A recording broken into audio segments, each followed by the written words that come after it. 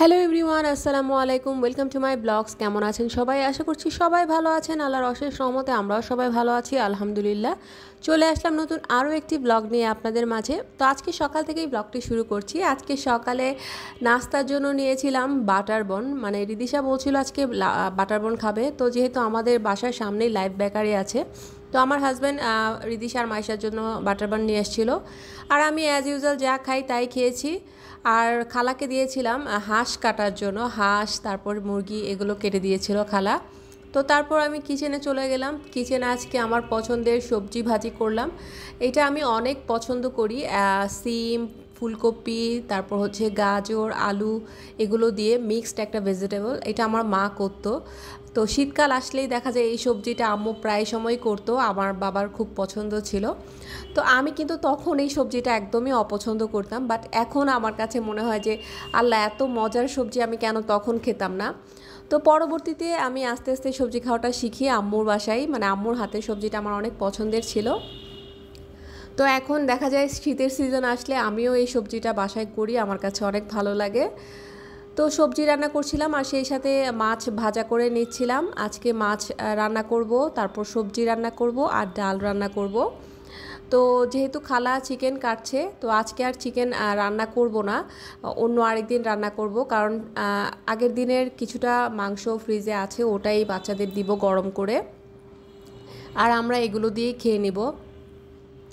তো এদিক দিয়ে ভাজা মাছ আমার হয়ে গিয়েছে অলরেডি। আর এটা হচ্ছে একটা সামুদ্রিক মাছ। এই মাছটা মানে আমার হাজব্যান্ড অনেক পছন্দ করে।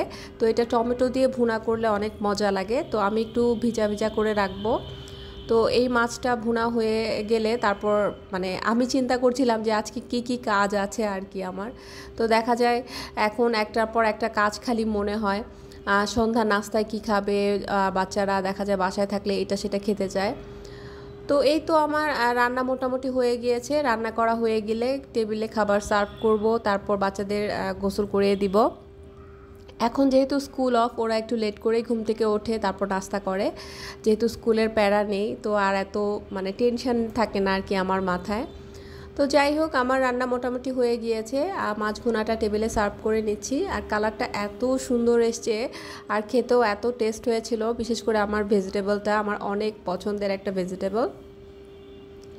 তো যাই হোক, এখন খাওয়া দাওয়া করে একটু রেস্ট নিব। রেস্ট নেওয়ার পর ঘুম থেকে উঠে একটু বাইরে যাব। আমার ফ্রেন্ড বলছিল যে আমাদের এরিয়াতে একটা ভালো মেলা হচ্ছে, ভাবলাম ওর সাথে একটু মেলা থেকে ঘুরে আসি। মেলার মধ্যে লাউড মিউজিক হচ্ছিল, যার কারণে আমি স্কিপ করে রেখেছি, মিউট করে রেখেছি। আর দেখতেই পাচ্ছেন মেলার সামনে হরেক রকম জিলাপি, তারপর মুড়ি, মোয়া, তারপর নিমকি, মানে বিভিন্ন আইটেম। আমার গ্রাম বাংলার কথা মনে পড়ে গেল, যখন আগে ছুটির দিনে দাদু বাড়ি নানু বাড়ি যেতাম, তো এই ধরনের মেলা আমার অনেক পছন্দের ছিল। আমি ঘুরে ঘুরে এগুলো কিনতাম আর খেতাম। আমার কাছে মনে হচ্ছিল যে পুরনো দিনে ফিরে গিয়েছি। এই স্মৃতিগুলো বারবার মনে পড়ছিল গ্রামের মেলার। তো যাই হোক, মেলার ভিতরে ঢুকছিলাম, দেখছিলাম কি কি আছে। আসলে নেওয়ার মতো তেমন কিছুই নেই আর কি। সবাই দেখছে, ঘুরছে, কি মানে যার যার যেটা ভালো লাগছে নিচ্ছে। বাট আমি অ্যাজ ইউজুয়াল এখান থেকে কিছু নেওয়ার মতো আমার মনে হয়নি যে নিতে পারি। আর আমি এগুলো ইউজও তেমন করি না। তো আমার ফ্রেন্ড যেহেতু বোরকা পরে, তো একটু হিজাবের পিনগুলো দেখছিল। আর মোটামুটি অন্যান্য যে আইটেমগুলো আছে ভালোই, এতটা খারাপও না। আর অনেকে এসেছিলো বাচ্চারা রাইডে ওঠার জন্য। এখানে নৌকা, তারপর ঘোড়া, এগুলো লাগানো হয়েছিল। আর প্রচণ্ড লাউড মিউজিক হচ্ছিল। তো যাই হোক, ঘুরে ঘুরে দেখছিলাম আর মনে পড়ছিল গ্রামের ছোটোবেলাকার কথা, যে যখন বেড়াতে যেতাম মেলাতে কি কি করতাম আমরা। তো ওই সময়ের তুলনায় এই মেলাটা অনেক ছোট, এত বড় না।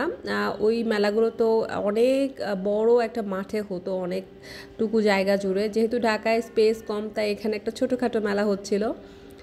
তো যাই হোক, মেলা ঘুরে ঘুরে দেখছিলাম আর দেখছিলাম কিছু পছন্দ হয় কি না। আমার তেমন কিছুই পছন্দ হয়নি, আমার সবই আছে।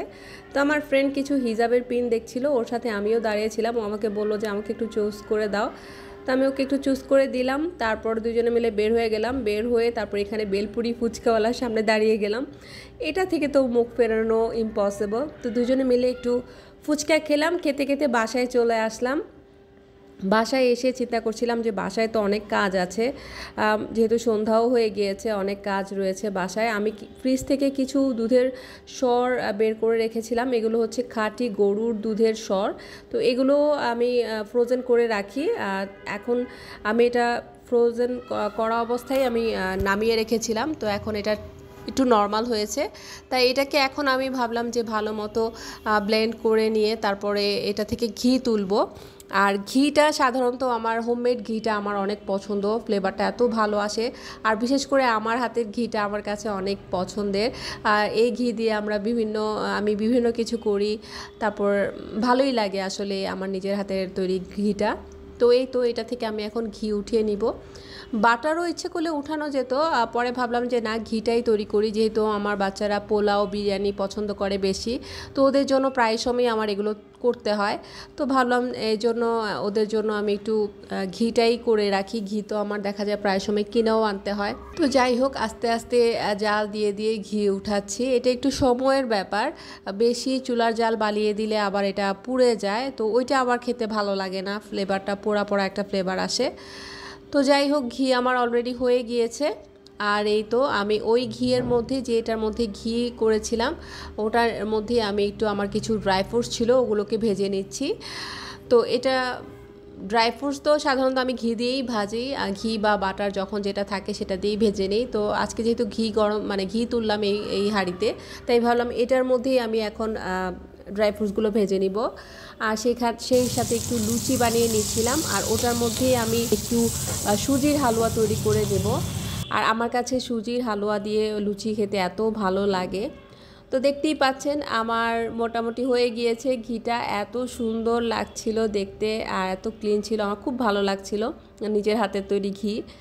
তো যাই হোক, বাচ্চারা বলেছিল যে একটু পিৎজা খাবে, আমি আবার পিৎজা ডো বাইরে যাওয়ার আগে একটু রেডি করে রেখেছিলাম। তো ওদেরকে একটা পিৎজাও তৈরি করে দিলাম, ছোটোখাটো একটা মিডিয়াম সাইজের পিৎজা। আসলে বাচ্চারা যা পছন্দ করে আমি চেষ্টা করি ওদের পছন্দ মতো নাস্তা রেডি করতে। তো যাই হোক, আজকের নাস্তায় আছে ফিরনি। এটা ছিল গতকালের ফ্রিজে, তো এটা ফ্রিজ থেকে বার করে নিয়েছি। আর লুচি, পিৎজা, আর হচ্ছে সেই সাথে সুজির হালুয়া। তো এই তো আজকে এগুলো দিয়ে আমরা সবাই নাস্তা করব। আজকে এই পর্যন্তই। আমার ব্লগটি ভালো লাগলে আমার চ্যানেলের পাশে থেকে সাবস্ক্রাইব করবেন। আল্লাহ হাফেজ।